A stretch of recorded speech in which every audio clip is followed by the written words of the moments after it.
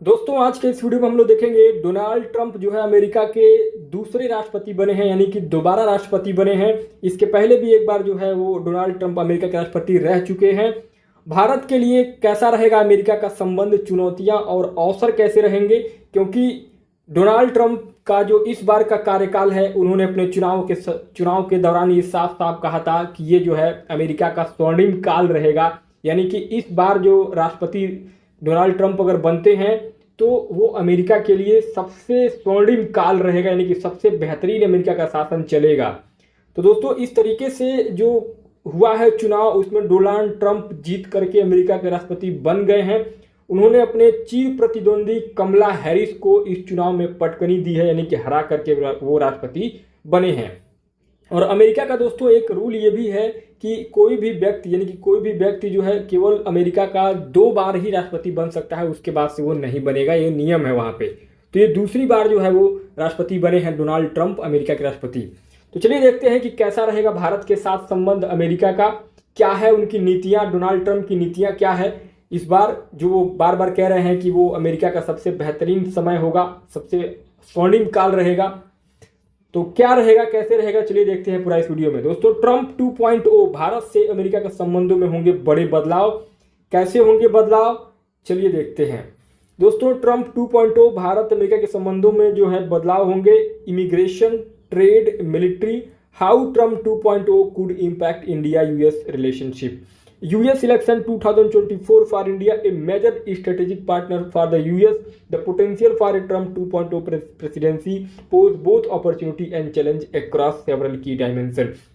दोनों की दोस्तों रक्षा मामले, व्यापार मामले और समझौतों में किस तरीके से अमेरिका और भारत का संबंध रहेगा दूसरे बार का जो कार्यकाल है डोनाल्ड ट्रंप का।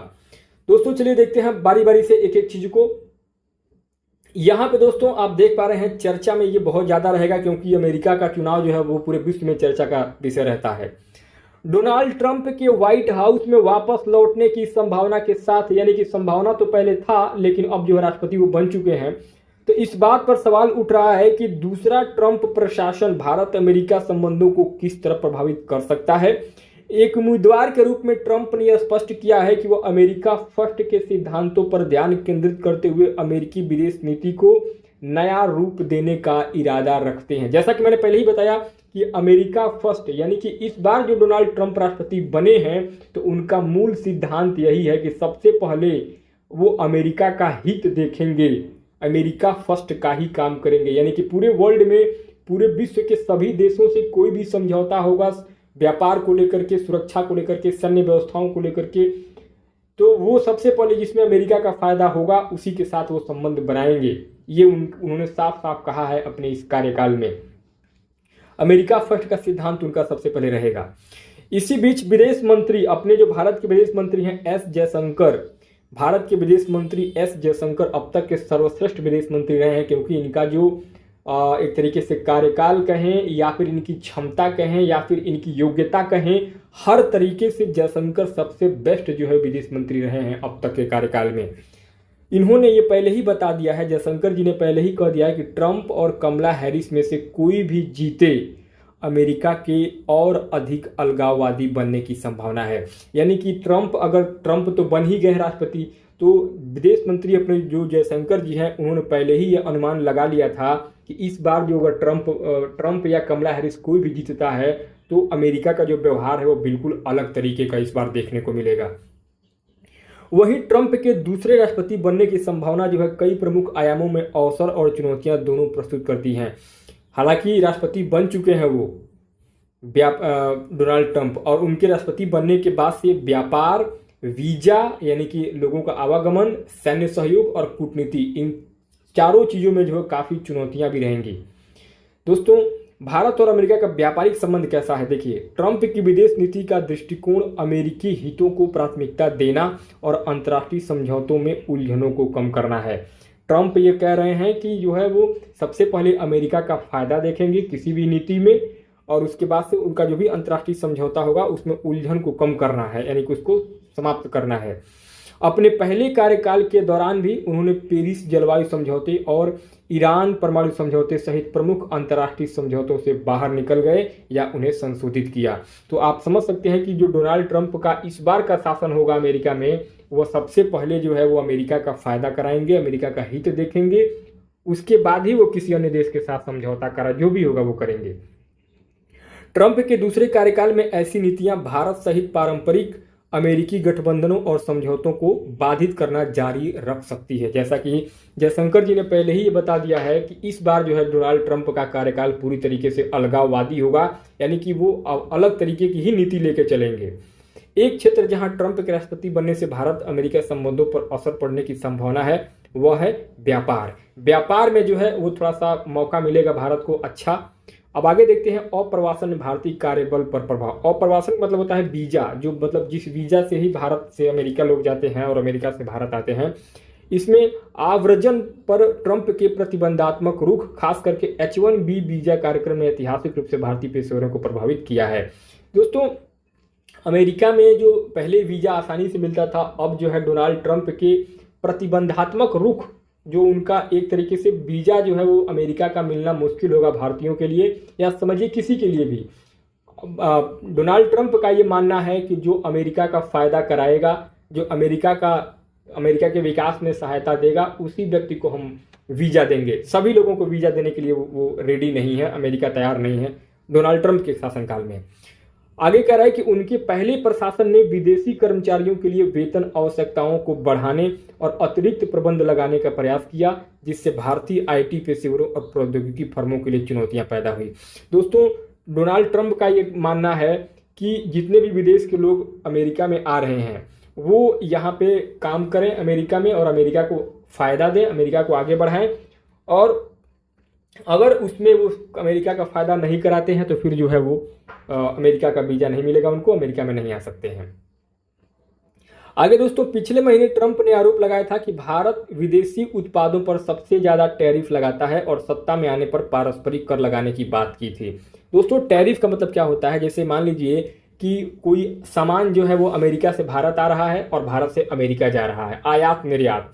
तो अगर कोई सामान अमेरिका से भारत में आके वो सामान, अमेरिका वाला सामान भारत में बिक रहा है, तो क्या होता है कि जो एक तरीके से शुल्क जो लगता है, जिसको टैरिफ बोलते हैं, यानी कि जो अमेरिका में प्राइस है वही प्राइस जो है इंडिया में एक इस तरीके से उसको उस प्राइस को लेबल किया जाता है ताकि अमेरिका का जो सामान है वो भारत में आसानी से बिक सके और भारत का सामान अमेरिका में आसानी से बिक सके।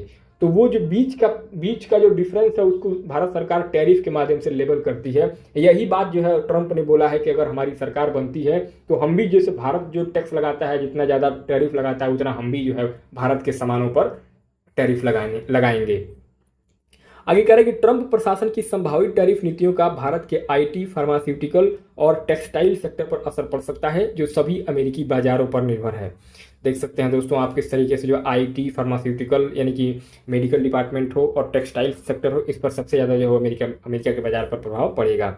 दूसरी तरफ चीन से अलग होने के लिए ट्रंप का लगातार प्रयास भारत के लिए खुद को विनिर्माण केंद्र के रूप में स्थापित करने के लिए नए रास्ते खोल सकता है। दोस्तों देखिए, सबसे बड़ा फायदा भारत को ट्रंप के शासनकाल में ये हो सकता है कि जो कि ट्रंप जो है वो चाइना से थोड़ा सा भड़के रहते हैं, चीन से, तो वो चीन को अलग करने के लिए भारत, जापान और इन सब देशों से मिला करके चीन को जो है, क्योंकि चीन एक ऐसा पावरफुल देश है, आप सभी को मालूम है कि चीन में जितनी जनसंख्या है उतनी जनसंख्या वहाँ पे काबिल जनसंख्या है, यानी कि वहाँ के लोग जो है स्किल्ड हैं, सबको कुछ न कुछ चीज़ों की नॉलेज है, कुछ न कुछ चीज़ों की जानकारी है। और अपने यहाँ लोग तो हैं, पब्लिक तो अपने यहाँ सबसे ज़्यादा जनसंख्या है, लेकिन अपने यहाँ उस तरीके के लेबर नहीं है, उस तरीके के स्किल्ड लोग नहीं है, मतलब कि उतने गुणवान योग्यवान लोग नहीं हैं जितने कि चाइना में हैं।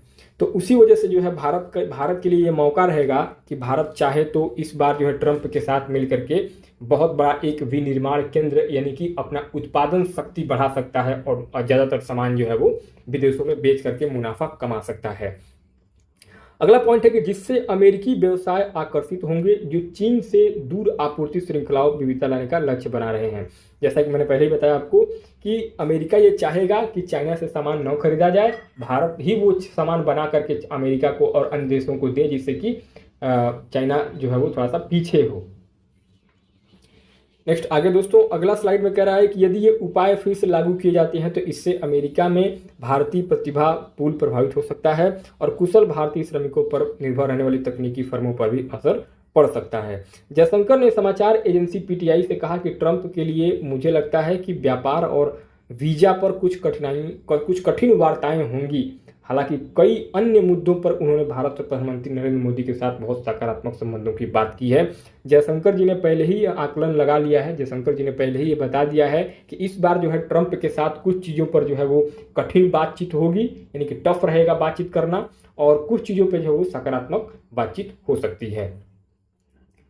आगे दोस्तों सैन्य संबंधों और रक्षा सहयोग पर क्या कहा जा रहा है। हाल के वर्षों में रक्षा और सैन्य सहयोग भारत अमेरिका संबंधों के आधारशिला रहा है, यानी कि रक्षा और सैन्य मामलों में भारत और अमेरिका का संबंध हमेशा अच्छा रहा है।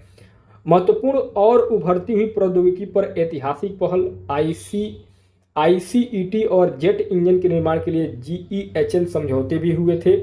नाटो के प्रति ट्रंप के रुख से पता चलता है कि वह सैन्य समझौतों के प्रति भी इसी तरह का सतर्क रुख अपना सकते हैं, यानी कि उनका जो रुख रहेगा और ट्रंप का जो रुख रहेगा, जो विचार रहेगा, वो थोड़ा सा टाइट रहेगा। हालांकि भारत अमेरिका सैन्य सहयोग इंडो पैसिफिक क्षेत्र में चीन के प्रभाव का मुकाबला करने के साझा लक्ष्य के कारण जारी रह सकता है, यानी कि भारत और अमेरिका का जो सैन्य सहयोग है वो अच्छा रहेगा, बढ़िया रहेगा। पिछले कार्यकाल में क्वाड का उत्थान भी देखा गया। क्वाड का मतलब दोस्तों क्या होता है, क्वाड जैसे एक 5-6 देशों का मिला करके एक समूह है, इसमें कि अमेरिका, भारत, जापान और ऑस्ट्रेलिया के बीच एक गठबंधन जिसका उद्देश्य था चीन को संतुलित करना, यानी कि भारत, अमेरिका, जापान और ऑस्ट्रेलिया मिल करके ऐसा काम करेंगे जिससे कि चीन को रोका जा सके, क्योंकि आप सभी को मालूम है चीन एक खुद अपने आप में एक ऐसी महाशक्तिशाली देश है जिसके पास सारी फैसिलिटी है, सब कुछ उसके पास है। अगला, नए सिरे से ट्रंप प्रशासन में हथियारों की बिक्री, प्रौद्योगिकी हस्तांतरण और संयुक्त सैन्य अभ्यासों के साथ रक्षा सहयोग को और आगे बढ़ाया जा सकता है। आतंकवाद विरोधी मोर्चे पर ट्रंप का शक्ति के माध्यम से शांति दृष्टिकोण भारत के सुरक्षा उद्देश्यों के साथ संरेखित हो सकता है। भारत लंबे समय से पाकिस्तान के प्रति अमेरिका के सख्त रुख की मांग करता आ रहा है, खास करके अपनी सीमाओं पर आतंकवादी गतिविधियों को रोकने के लिए, निपटने के लिए। तो दोस्तों इस तरीके से आप देख पा रहे हैं कि इस बार जो है अमेरिका के साथ भारत का संबंध कैसा रह सकता है, जैसा कि मैंने पूरा आपको इस वीडियो में बताया है।